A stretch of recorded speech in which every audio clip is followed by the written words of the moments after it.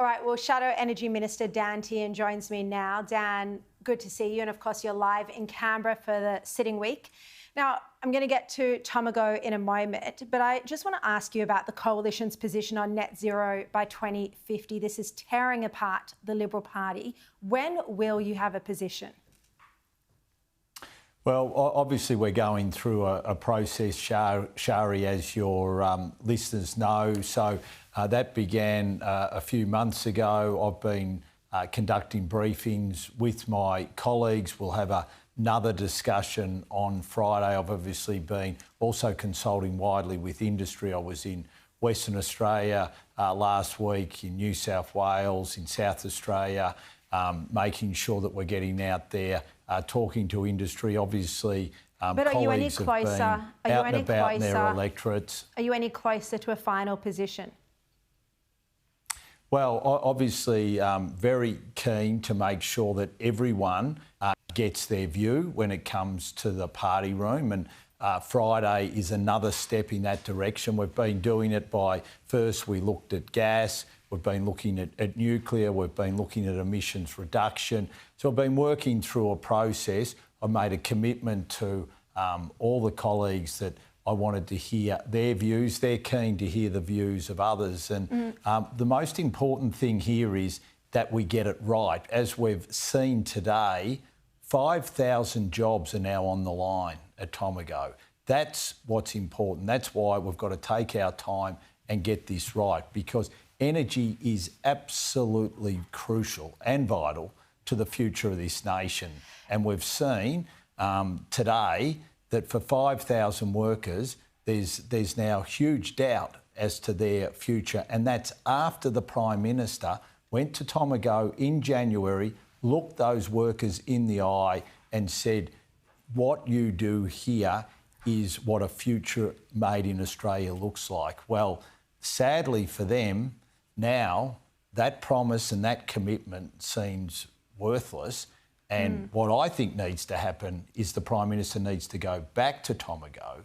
He needs to look those workers in the eye and say, I'm going to secure your future and I'm going to remove the problem, which is Chris Bowen, because he should be the one who doesn't have his job rather than these 5,000 workers, because it's those higher energy prices that have caused this. When you say secure your future, do you think the Albanese government should be providing subsidies of some type to Tomago to help them?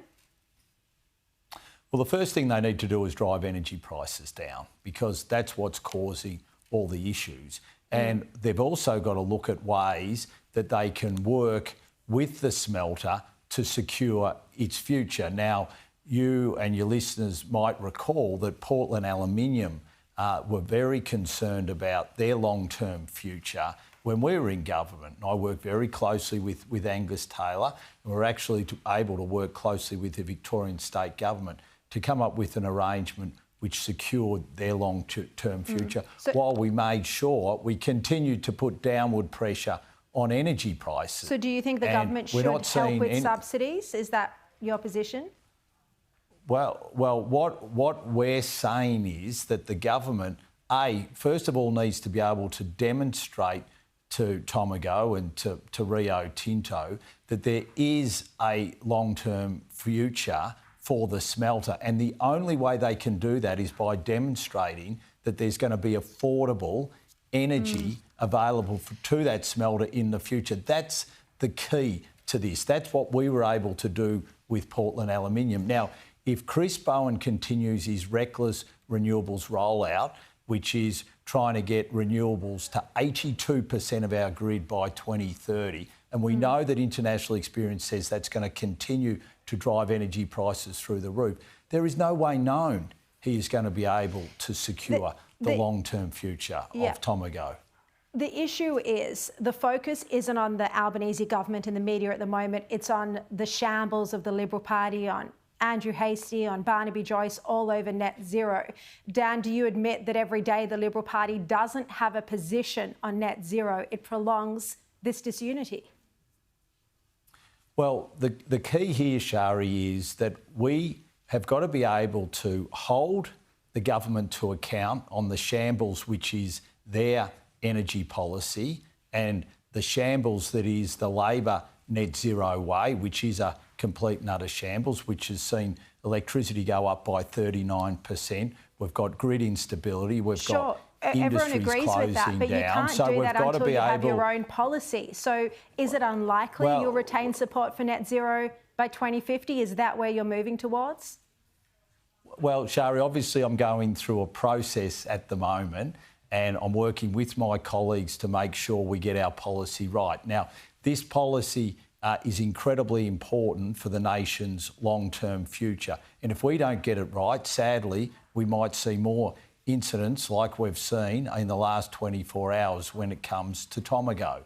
So what we've got to do is make sure we get it right. And I can tell you already the colleagues are absolutely committed to making sure that we can throw all technology at our energy supply. So, but including without a nuclear, policy, the they're very coalition committed is collapsing. to make sure. There's reports that Susan Lee's leadership is at stake. The Nationals are talking about quitting the coalition partnership because you don't have a policy yet.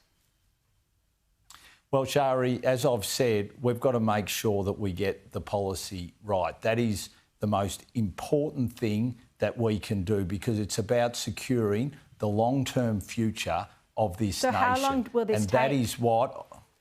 Well, we've obviously got to make sure that we take the time to get it right. Now, while we're doing that, there is nothing to stop us... When will you have a policy? Shari,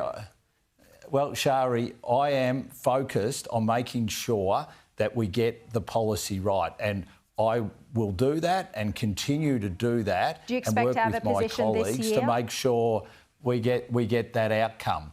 I've said my hope was that we would, and this was in May, that we would have something to announce in 6 to 9 months. So obviously, I'm still working to that time frame. You know, the colleagues have been fantastic in the way that they're participating and putting their views in because they know and understand how crucial this is.